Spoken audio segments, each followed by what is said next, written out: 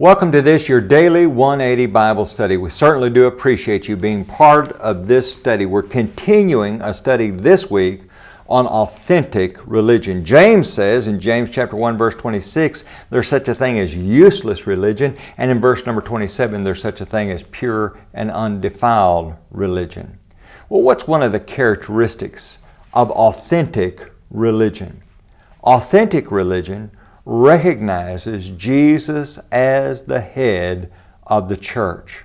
Oftentimes people will say to me, they know me and they know I preach, and they'll say, "You preach at the Round Building in Abingdon." Yes.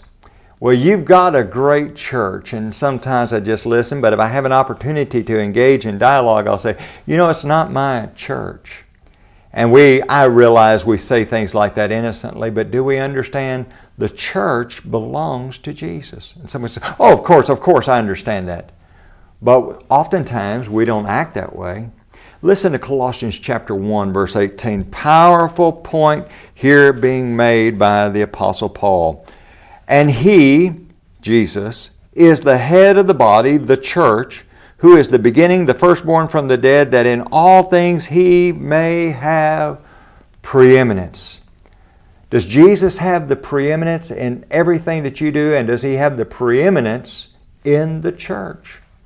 You see, when we begin to make up man-made doctrines and man-made ideas and man-made practices, and we substitute those traditions for the law of God, Jesus doesn't have the preeminence. When you start thinking about the idea of baptism, not for the forgiveness of sins, but merely as an outward sign of an inward grace, you're not going to find that in the Bible. Well, say the sinner's prayer, and then you'll be saved. Wait a minute, you're not going to find the sinner's prayer in the Bible. You can sing, "Oh, how I love Jesus," but if you're not really willing to follow Him, Ephesians 1, 22 and 23 says, Jesus is the head of the church.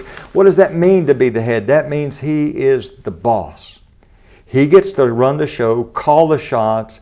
He is the one that's in charge. And of course, that's only appropriate because He died for the church. Acts chapter 20 and verse number 28. He built the church. Matthew chapter 16, verse 18. And we're just mere men. He's a God-man.